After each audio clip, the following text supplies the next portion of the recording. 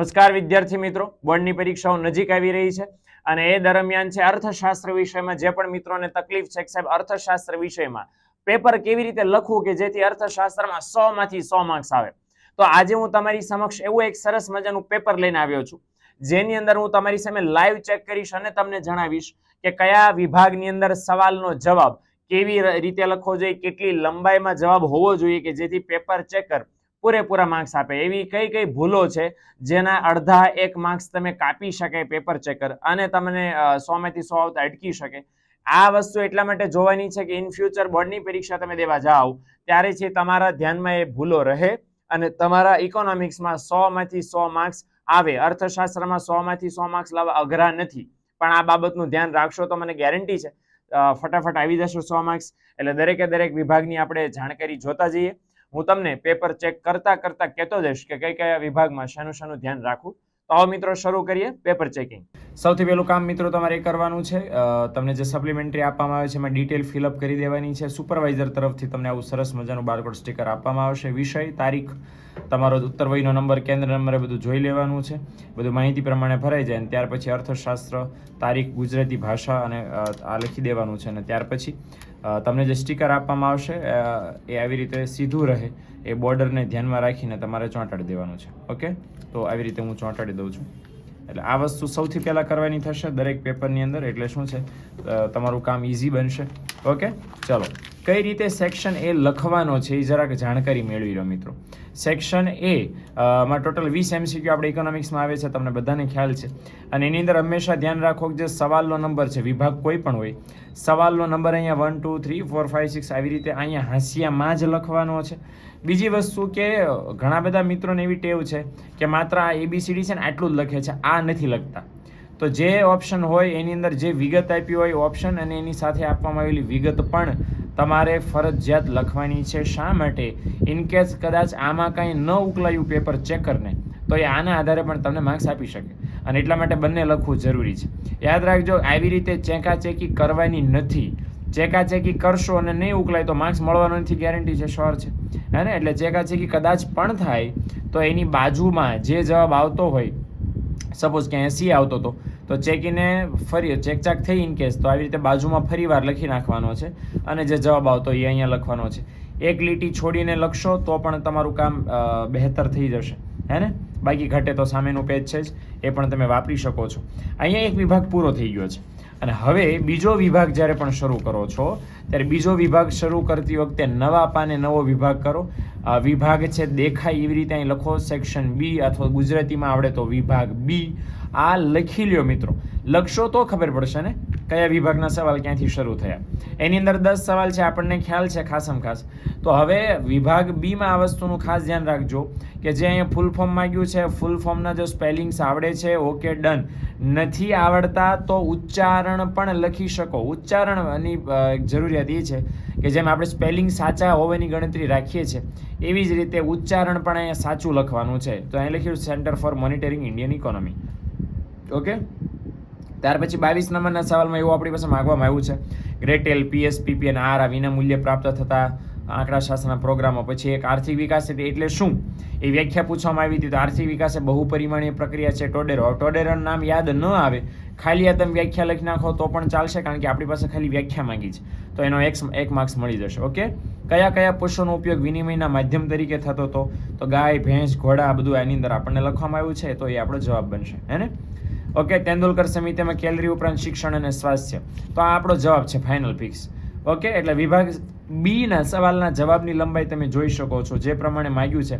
For example 27 નંબરનો સવાલ એવું કહે છે, પ્રધાનમંત્રી કૃષિ સિંચાઈ યોજનાનું સૂત્ર કયું? તો કે હર ખેત કો પાણી, હે ને? તો આ એક વસ્તુ આપણે ધ્યાનમાં લેવાની છે, તો આનો એક સાચો માર્ક્સ આપણને મળી જશે, હે ને? અચ્છા, એક ઘણીવાર એવું થાય કે સાહેબ માર્ક્સ કપાઈ ક્યાં? આવા સવાલના જવાબમાં તમારો અડધો માર્ક્સ કપાઈ શકે છે. સવાલ એવો પૂછવામાં આવ્યો છે કે શહેરીકરણ કેવી પ્રક્રિયા છે? પાઠ્યપુસ્તકમાં એવો જવાબ છે કે શહેરીકરણ આર્થિક અને સામાજિક પ્રક્રિયા છે. તો અહીંયા વિદ્યાર્થીએ ખાલી સામાજિક શબ્દ લખ્યો છે, આર્થિક શબ્દ નથી લખ્યો, માટે એનો અડધો માર્ક્સ અહીંયા કપાશે. એટલા માટે મેં અહીંયા અડધો જ માર્ક્સ આપ્યો છે. એટલે વિભાગ બીમાં પિન પોઈન્ટ જે માંગ્યું છે, જેટલું માંગ્યું છે એટલું ખાસ તમારે લખવાનું થશે મિત્રો. એટલું લખશો નહીં લખો અને એમાં કાંઈ પણ ઘટતું હશે તો એ છે તમારે માર્ક્સ એમાં કપાશે. ઓકે, ચાલો વિભાગ સી ની વાત કરી લઈએ. હવે વિભાગ સી નું કામ કઈ રીતે છે? વિભાગ સી 2 માર્ક્સનો આ વિભાગ છે અને એની અંદર છે એ 2 વસ્તુ આપણને પૂછી છે કે આકૃતિ એટલે શું, તેના ઉપયોગો જણાવો. તો આ આકૃતિની વ્યાખ્યા છે, આનો તમને 1 માર્ક્સ મળી જાય અને એના ઉપયોગો આપ્યા છે. કોણ કોણ ઉપયોગ કરે? વિજ્ઞાપન આપતી કંપનીઓ, રાજ્ય સરકાર અને સામાન્ય જનતા. ઓકે, તો આવી રીતે આ લખવાનું થશે. ઉપરાંત અહીંયા છે સ્તંભાકૃતિ એટલે શું, તેના પ્રકારો જણાવો. તો આ સ્તંભાકૃતિની વ્યાખ્યા, જો 2 સવાલ પૂછ્યા છે તો સમજી લેવાનું બંનેનો 1-1 માર્ક્સ હશે. તો સ્તંભાકૃતિની વ્યાખ્યા અને 3 પ્રકારોનો 1 માર્ક્સ, એટલે આવું બધું ભેગું થઈને 2 માર્ક્સ મળશે. ઓકે, ચલો આવી રીતના કંઈ નથી, એને ડાયરેક્ટ આપણને કીધું છે. ફોર એક્ઝામ્પલ આ સવાલ છે કે નાણાંના વિનિમયનું માધ્યમનું કાર્ય. તો અહીંયા મિનિમમ 4 મુદ્દામાં અથવા તો મેક્સિમમ 4 મુદ્દામાં તમારો જવાબ પૂરો થઈ જવો જોઈએ. તો વિદ્યાર્થીઓ જો 4 મુદ્દામાં જવાબ પૂરો કરી દીધો છે કે નાણાંનું અગત્યનું કામ છે, સાટા પ્રથમ વસ્તુ જરૂરતનો મેળ બેસવું મુશ્કેલી હતી, અસ્તિત્વથી દૂર થઈ અને વિનિમયના માધ્યમ તરીકે સફળ પુરવાર થયું, જે વ્યક્તિ યોગ્ય નાણાંની રકમ ચૂકવીને પોતાની જરૂરી વસ્તુ સેવાની ખરીદી કરે છે અને પોતાની જરૂરિયાત સંતોષે છે. હવે એક અહીંયા વિગત નાની એવી ખૂટે છે, સરસ મજાની એક મુદ્દાની વિગત ખૂટે છે, બરાબર. જો એક આ ન લખ્યું હોય તો પણ ચાલે, પણ એક વિશેષ મુદ્દો જ્યાં લખવો જોઈતો તો કયો, તો કે નાણું છે એના કારણે નિર્ણયો સરળતાથી લઈ શકાય છે. નાણાં દ્વારા મૂલ્યનો સંગ્રહ થાય છે ઝડપથી, એટલે એની બચત કરીને ભવિષ્યમાં પણ તમે એનો ઉપયોગ કરી શકો છો. એ વિગત આની અંદર એક ડિટેલ આવવી જોઈએ, જે નથી એટલે મેં અડધો માર્ક્સ કાપી નાખ્યો છે. હે ને, પરફેક્ટ જવાબ આ કહેવાય. જો સાટા પ્રથા શા માટે મર્યાદાવાળી બની, ઓકે, તો આ એનો આ જવાબ છે, બરાબર. તો 4 મુદ્દામાં આવી ગયો છે. 4 મુદ્દા એકદમ સરસ સાચા છે, એટલે મેં એના 2 માર્ક્સ આપ્યા છે. હે ને, ઓકે, ચાલો. ત્યાર પછી રિઝર્વ બેંક ઓફ ઇન્ડિયા વિશે આપણને લખવાનું કીધું હતું, ખાસ એવું લખવાનું કીધું હતું કે રિઝર્વ બેંક ઓફ ઇન્ડિયાની સ્થાપના ક્યારે થઈને રાષ્ટ્રીયકરણ ક્યારે થયું. હવે સ્થાપના રાષ્ટ્રીયકરણ પૂછ્યું છે તો યાદ રાખજો, ખાસ વિગત બધી સાચી હોવી જોઈએ. વિગત સાચી ન હોય તો કામ બધું ખતમ છે તમારું. એટલે 2 સવાલ પૂછ્યા હતા, સ્થાપના ક્યારે થઈ અને રિઝર્વ બેંક ઓફ ઇન્ડિયાનું મુખ્ય કામ કયું. તો પહેલી તારીખ અહીંયા ખોટી લખી છે, 16મી એપ્રિલ કોઈ દિવસ નો આવે, 1 એપ્રિલ 1935 આવે અને 1 જાન્યુઆરી 1949 આવે. અહીંયા લખ્યું છે વિદ્યાર્થી 1995. બંને તારીખ ખોટી છે એટલે એનો માર્ક્સ નહીં મળે. પણ સામે પક્ષે જે કામ છે એ કામ એકદમ સરસ સાચું લખ્યું છે કે ભાઈ બેંકોનો ઉપર નિયંત્રણ રાખે, શાખ નિયમન કરે, દેશના વિકાસ માટે, દેશના હિત માટે નાણાકીય નીતિ ઘડે. તો એ લખ્યું છે એટલે એનો 1 માર્ક્સ મળી શકશે. એટલે જેટલું કન્ટેન્ટ મિત્રો તમે સાચું લખ્યું હશે એનો માર્ક્સ 100%ની વાત છે મળવા પાત્ર છે. આખો કોઈ ચોંકડો નહીં મારી દે. એટલે ડિટેલ કેટલી સાચી લખી છે અને તમારો જે જવાબ છે એ ડિટેલ એને લગતી છે કે નહીં. સાવ ગોળા મારશો, ફાંકા મારશો તો પેપર ચેકર બિલકુલ ધ્યાનમાં નહીં લે. એટલે આ વસ્તુનું ખાસ ધ્યાન રાખજો. ઓકે, તો આવી રીતે બધા જવાબ વિભાગ વિભાગ સી ના તમે જોઈ શકો છો. કોઈ સવાલનો જવાબ ઘણા બધા મિત્રોનું હું જોઉં છું કે વિભાગ સી ના જવાબો છે આટલો, અહીંથી શરૂ કરે ને તો અહીંયા પૂરો કરે છે. એટલે મેક્સિમમ બધામાં ઓલમોસ્ટ 4 મુદ્દાઓ છે તમે જોઈ શકો છો. આટલી લંબાઈમાં તમારો જવાબ આવી જાય એવી રીતે તમારે લખવાનું થશે. હે ને, એટલે આ વસ્તુનું ખાસ ધ્યાન રાખજો. ફોર એક્ઝામ્પલ અહીંયા નગરની વ્યાખ્યા લખી છે, તો નગરમાં જે આપણને માગ્યું છે તો અહીંયા આપણી વ્યાખ્યા પૂરી થઈ જાય છે. એક્સ્ટ્રા વિભાગ સીમાં કાંઈ પણ 1 પણ લીટી એક્સ્ટ્રા લખવાનો પ્રયત્ન નહીં કરતા, કારણ કે ઝાઝા બધા સવાલ છે, 12 લખવાના છે, 24 માર્ક્સ છે. 12 સવાલમાં જો તમે 2 મિનિટ બગાડશો તો 12 દુ 24 મિનિટ તમારી બગાડશો, અડધો કલાક વયો જશે તમારા હાથમાંથી. અને એટલા માટે જેટલું માગ્યું છે એને મર્યાદામાં રહીને, કંટ્રોલ રાખીને ખાસ લખજો. ને ઘણા બધા મિત્રો એવાય ડાયા થાય છે કે 16માંથી 12 લખવાના છે તો 12 નો લખે, 13 કે 14 લખે, એવી આશા સાથે કે કોઈ ખોટો પડ્યો તો એ કરાય નહીં મિત્રો, બરાબર ને. જેટલા માગ્યા છે 16માંથી 12 એટલા જ લખો. હા, ઇન કેસ તમારી પાસે સમય છે તો અને તો જ આ ધંધો કરાય. ઓકે, તમારી પાસે એક્સ્ટ્રા ટાઈમ વધ્યો છે તો જ એક્સ્ટ્રા સવાલ લખો, નહીંતર એ કામ કરવાની બિલકુલ જરૂર નથી. કારણ કે એવું થશે કે તમે એક્સ્ટ્રા સવાલ લખશો તો એના એક્સ્ટ્રા માર્ક નહીં મળે. વિભાગ સી નો જે ટોટલ થતો એના કરતાં વધારે તો કોઈ દિવસ એ વિભાગમાં તમને માર્ક્સ મળવા નથી. એટલે પહેલાં આખું પેપર પૂરું કરી નાખો, પછી તમારી પાસે ટાઈમ વધ્યો છે તો ઓલા એક્સ્ટ્રા સવાલ 13મો 14મો 15મો 16મો જે એક્સ્ટ્રા હોય એ લખો, નહીંતર જરૂર નથી જ. ઓકે, વિભાગ સી અહીંયા પૂરો થાય છે. ફોર એક્ઝામ્પલ જોઈએ વિકાસલક્ષી સ્થળાંતર એટલે શું, ઉદાહરણ સહિત સમજાવ્યું, એવું આપણને પૂછ્યું હતું. અને અહીંયા વિકાસલક્ષી સ્થળાંતરની વ્યાખ્યા લખી છે અને એનું ઉદાહરણ આપી દીધું છે. તો બધું ઓકે છે, તો મેં 2માંથી 2 માર્ક્સ આપ્યા છે. ઓકે, ચાલો સેક્શન ડી ની આપણે વાત કરીએ મિત્રો. સેક્શન ડી ની અંદર તમે જોઈ લો કે અહીંયા સેક્શન ડી માં આકૃતિના આલેખ દોરતી વખતે ધ્યાનમાં રાખવાની બાબતો છે. 7 સવાલ ટોટલ આપણે લખવાના હોય છે. અને 3 માર્ક્સનો એક સવાલ હોય છે.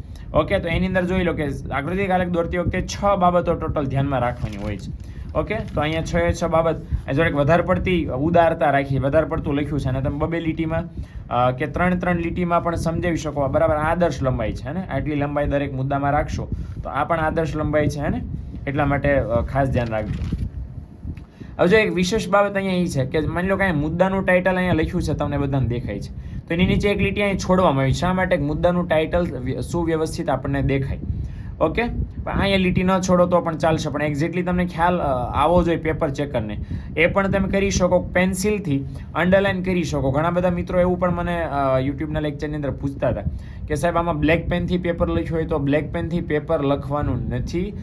બરાબર, એ પેપર ચેકરનું કામ છે. આપણે માત્ર બ્લુ પેન વાપરવાની છે અને જરૂર પડે હાઇલાઇટ કરવા માટે તો પેન્સિલ વાપરવાની છે. એ સિવાય કોઈ પ્રયોગ આપણે કોઈ પણ બીજો કલર પેપરમાં વાપરવાનો નથી. ઓકે, ચાલો. ત્યાર પછી અહીંયા લાગ્યું છે માનવ વિકાસ આંકના ઘટકો. તો માનવ વિકાસ આંકના 3 ઘટકો અહીંયા સમજાવી દીધા છે. તમને એમ લાગતું હશે કે લંબાઈ સાહેબ વધારે છે, પણ એનું કારણ એ છે કે ઉપર એક લીટી અહીં મુદ્દાની ઉપર છોડી છે, નીચે એક લીટી છોડી છે, હે ને, તો 4 લીટી તો એમને વહી ગઈ. એટલે એવો ટેન્શન નહીં લેતા, એટલી બધી લંબાઈ છે નહીં એક્ઝેક્ટલી.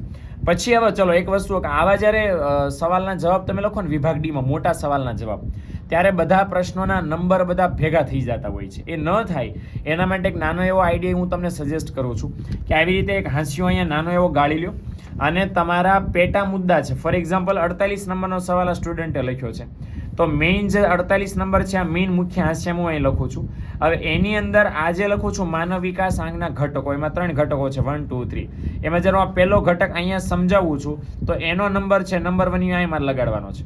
હવે આ નંબર છે હું અહીંયા લગાડું એટલે બધી ખીચડી અહીં થઈ જશે અને પેપર ચેકરને થોડીક તકલીફ પડશે. મે બી એવું પણ થાય, એટલા બધા અહીંયા આંકડા લખ્યા છે, એમાં આ સવાલનો જવાબ, આ સવાલનો નંબર શોધવો બહુ એને અઘરો પડી જશે. અને ક્યારેક એવું થાય કે એ સવાલ ભેગા વયો ગયો અને ચેક જ ન થયો તો. એટલે એવું ન થાય એટલા માટે આ ધ્યાન રાખજો કે માત્ર મેઇન સવાલનો જવાબ અહીંયા લખો, બાકીના જે પેટા મુદ્દા છે એના માટે અલગથી નાની એવી લાઈન ગાળી દો અને અહીંયા લખો. જો આ વ્યવસ્થિત આ વિદ્યાર્થી એવી રીતે કર્યું છે. વળી પાછો નવો સવાલ શરૂ થાય તો આ જવાબ અહીંયા પૂરો થઈ ગયો છે આ સવાલનો, પછી 1 કે 2 લીટી કોરી છોડો, પછી નવો સવાલ અહીંથી શરૂ કરો. વળી પાછો અહીં શરૂ થઈ ગયું છે. ઓકે, તો આવી રીતે લખવાનું છે. આ નાણાંનો ઉદ્ભવ અને વિકાસવાળી ટૂંકનોંધ છે જે 3 માર્ક્સ માટે અહીંયા હતી, તો એના વ્યવસ્થિત બધા મુદ્દા લખ્યા છે. ઓલમોસ્ટ એવું સમજવામાં આવે છે કે 6 મુદ્દાઓ આદર્શ લંબાઈ છે. બરાબર, પણ એ 6 મુદ્દામાં જવાબ ન પૂરો થતો હોય તો તમે 3 કે 4 મુદ્દા એક્સ્ટ્રા લખી શકો, પણ બધામાં એવું નહીં કરતા, હે ને, નહીંતર વળી પાછા સમય ઘટશે. ઓકે, અહીંયા 3 નિર્દેશકો કોઈ પણ સમજાવવાના હતા. તમને એમ લાગે કે સાહેબ આ તો લાંબા નિર્દેશકો છે, અમે ના કરતા ટૂંકા નિર્દેશકો ચોપડીમાંથી ગોતીને લખીએ તો ચાલે? બિલકુલ ચાલે, પણ કેવા હોવા જોઈએ? સ્વાસ્થ્ય સંબંધિત, હે ને, પહેલા 6 1 2 3 4 5 6 આ સ્વાસ્થ્ય સંબંધિત છે ને. તમને જે નાના સહેલા લાગે કોઈ પણ 3 તમે લખી શકો છો. ઓકે, ઇન કેસ જો આ વિદ્યાર્થીએ નથી કામ કર્યું, તમે જ્યારે આંકડા લખો છો જવાબની અંદર આંકડા, તો આંકડા લખો છો ને એક સાથે ઝાઝા આંકડા લખવાનો છો તો પેન્સિલથી આવું કોષ્ટક ફરજિયાત દોરો. કોષ્ટક દોરો, ઇમ્પ્રેશન સારી પડશે.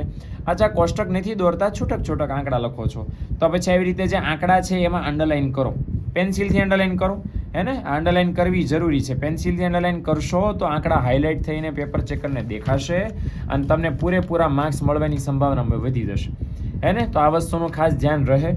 ઊંડિયામણના દરની ટૂંકનોંધ અહીં આપણને આપી છે. ઓકે, તો આ રીતે ખાસ લખવાનું થશે. તફાવત જ્યારે પણ હોય છે ત્યારે બધા મિત્રોને આ પ્રશ્ન વારંવાર હોય છે કે ઇકોનોમિક્સમાં સાહેબ તફાવત પૂછે તો કેટલા માર્ક્સના તફાવતમાં કેટલા મુદ્દા લખવાના? તો નાની એવી સલાહ છે કે જો 2 માર્ક્સનો તફાવત પૂછે છે તો 2 બાજુ 4 મુદ્દા લખવાના. અહીંયા જો કે વિભાગ ડીમાં 3 માર્ક્સવાળા વિભાગમાં આપણને આંતરિક વેપાર અને આંતરરાષ્ટ્રીય વેપારનો તફાવત પૂછ્યો છે, એટલે બંને બાજુ 6 મુદ્દા લખવાના છે. વિદ્યાર્થીની સેફટી માટે 7મો મુદ્દો લખ્યો છે, પણ 6 મુદ્દા લખો ને 6 જો સાચા છે એ ઇનફ છે. વચ્ચેના ટાઇટલમાં તમને ક્વેરી થતી શકશે, વચ્ચેના ટાઇટલ ન લખીએ તો ચાલે, બિલકુલ ચાલે, ટેન્શન નહીં લેતા. પણ આ બાજુના જે 2 મુદ્દાઓ છે આ બધા એ સાચા એટલીસ્ટ હોવા જોઈએ. અને 3 માર્ક્સનો સવાલ છે 2 બાજુ 6 2 માર્ક્સનો સવાલ છે 2 બાજુ 4 અને 5 માર્ક્સમાં જો કોઈ તફાવત પૂછાણો તો 2 બાજુ 10. આ આંતરિક વેપાર ને આંતરરાષ્ટ્રીય વેપાર છે હે ને, એ એવો છે કે જેમાં 10-10 મુદ્દા આસાનીથી બની શકે. એવો એક ચેપ્ટર 2માં પણ તફાવત છે, આર્થિક વૃદ્ધિ અને વિકાસનો તફાવત. એમાં પણ બે બાજુ 10-10 મુદ્દા આરામથી બની શકે. તો એ જ્યારે 5 માર્ક્સમાં પૂછાય તો બંને બાજુ 10-10 તમારે સવાલના મુદ્દા લખી નાખવાના છે. ઓકે, હાલો, એટલે આ વસ્તુનો ખાસ મિત્રો ધ્યાન રહે. ઓકે, ચાલો. ત્યાર પછી આપણને સવાલ આપ્યો છે ખાસ સેક્શન ઈની આપણે વાત કરી લઈએ. ઓકે, હવે સેક્શન ઈની અંદર એક સવાલ છે ને 63 નંબર. હું તમને આ છેલ્લો સવાલ પહેલા માહિતી આપી દઉં. આ આપણા પેપરનો છેલ્લો સવાલ છે અને હું તમને નાની એવી સલાહ આપું છું, અને જો મારી સલાહ માનશો તો ફાયદો થશે 1 નહીં 5 માર્ક્સનો. કે આ 63 નંબરનો સવાલ છેલ્લો સવાલ છે ઇકોનોમિક્સના પેપરનો. ફરજિયાત એટેન્ડ કરજો, કારણ કે આકૃતિ દોરવાનો છે, આકૃતિના આધારે વિશ્લેષણ લખવાનું છે. હવે આ તો પ્રેક્ટિસ માટે લખેલું પેપર છે, પ્રેક્ટિસ માટે પેપર લખ્યું છે, એટલે આલેખ અહીંયા ગ્રાફ પેપરમાં દોર્યો નથી. પણ ફરજિયાત જ્યારે પણ આકૃતિ દોરવાની બોર્ડની પરીક્ષામાં થાય તો બોર્ડની પરીક્ષામાં સપ્લિમેન્ટરીમાં આકૃતિ દોરવાની નથી. ઇકોનોમિક્સનું આપણા આર્ટ્સમાં અને કોમર્સમાં ઇકોનોમિક્સ વિષય આવે છે. આ એક જ એવું પેપર છે જેમાં બોર્ડ તરફથી તમને ગ્રાફ પેપર આપવામાં આવશે, અને એ ગ્રાફ પેપર જે આપવામાં આવે એમાં જ પેન્સિલથી જ તમારે ચાર્ટ દોરવાનો છે. આ વસ્તુનું ખાસ ધ્યાન રાખજો. અને જેટલી ડિટેલ અહીંયા મેં મેન્શન કરી છે બધી ડિટેલ તમારે દર્શાવવાની થશે. ઓકે, અહીંયા સામયિક શ્રેણીની રેખા, સમય આધારિત રેખાકૃતિ અહીંયા દોરવામાં આવી છે. સમગ્ર આકૃતિ પેન્સિલથી છે, હે ને, તેમ જોઈ શકો છો એ પ્રમાણે. તો આના 2.5 માર્ક્સ હશે. 2.5 માર્ક્સ આના મળશે, અને 5 મુદ્દાનું વિશ્લેષણ જે લખશો મિત્રો એના તમને બીજા 2.5 માર્ક્સ મળશે. આ વસ્તુનું ખાસ ધ્યાન રાખજો. ક્લિયર થઈ ગયું? 5 મુદ્દાનું વિશ્લેષણ એના 2.5 માર્ક્સ અને આકૃતિના 2.5 માર્ક્સ, આવી રીતે આપણને 5માંથી 5 માર્ક્સ મળશે. તો આટલું લક્ષણ 5માંથી 5 મળશે તો શું લેવા મૂકવો જોઈએ સવાલ. ઓકે, હાલો, ત્યાર પછી આગળ આવીએ છીએ. ચાલો, આ તો ઓકે છે. બાકીના જે 4 સવાલ તમારે લખવાનું થશે, કારણ કે વિભાગી 25 માર્ક્સનો સવાલ છે, વિભાગ છે. બાકીના 4 સવાલમાં કેટલી લંબાઈ રાખશો, શું ધ્યાન રાખશો, એ જરાક અહીંયા જોઈ લો. તો ફોર એક્ઝામ્પલ આ એક સવાલ છે અને જેની અંદર જીવનની ભૌતિક ગુણવત્તાના આંક વિશે આપણને 5 માર્ક્સમાં નોંધ લખવાની વાત કરી છે. ઓકે, તો એની અંદર પ્રસ્તાવના ખાસ લખવાની છે. પ્રસ્તાવના ન ખબર પડે તો PQLI આપણને કીધું છે, કોણે શોધ્યો? તો કે મોરિસ ડેવિસ મોરી છે. શોર્ટમાં એને PQLI કહેવાય છે. Full form physical quality of life index પણ કહી શકો છો. દેશના આર્થિક વિકાસ અંગે ખ્યાલ આપે છે. દેશનો વિકાસ માપવાનો એક અગત્યનો નિર્દેશક છે. આ બધી વિગતો તમે એની અંદર લખી શકો. જવાબ આપણો અહીંયાથી શરૂ થાય છે. સૌથી પહેલાં સમજાવવામાં આવ્યા છે PQLI ના ઘટકો. ઓકે, તો જો આવી રીતે સરસ સમજાવી દીધા છે. ત્યાર પછી PQLI ની રચના જે 4 મુદ્દાની અંદર આપણને આપવામાં આવી છે. મહત્વની 5 બાબતો, હકારાત્મક, બરાબર, અહીંયા 4 મુદ્દા આપ્યા છે અને મર્યાદાઓ આપી છે. ઓકે, આખો PQLI તમે જોઈ શકો છો. PQLI અહીંયાથી શરૂ થયો છે, હે ને. સ્ક્રીનશોટ પણ પાડી લેજો એટલે તમને ખ્યાલ આવે કે આવડો મોટો જવાબ ચોપડીમાં જે આપ્યો છે એને કઈ રીતે 2.5 પેજમાં સમાવી દીધો છે ને, અહીંયા જોઈ શકો છો. ઓકે, તો અહીંયા સમાવી દીધો છે, એ પણ ખાસ મિત્રો ધ્યાનમાં રાખજો. ઓકે, અને છેલ્લે અહીંયા સમાપન છે, સમીક્ષા છે. એની અંદર તમે મર્યાદાઓ લખી શકો છો PQLI ના માપની. ઓકે, તો એ પણ તમારું કામ કરી દેશે. ઓકે, છઠ્ઠો, ત્યાર પછીનો 59 નંબરનો સવાલ છે બેરોજગારી દૂર કરવાના ઉપાયો. અને બેરોજગારી દૂર કરવાનો ઉપાય તો 7 આપ્યા છે. આપણને 5 માર્ક્સમાં પૂછો તો કેટલા લખવાના છે? કોઈ પણ 5 લખવાના છે. તો સૌથી પહેલા પ્રસ્તાવના છે. અચ્છા, પ્રસ્તાવના સમીક્ષા માટે શું કરવું? તો યુટ્યુબમાં એક ઓલરેડી વિડીયો છે જ, 25માંથી 25 માર્ક્સ કેમ લાવવાનો વિભાગ ઈમાં.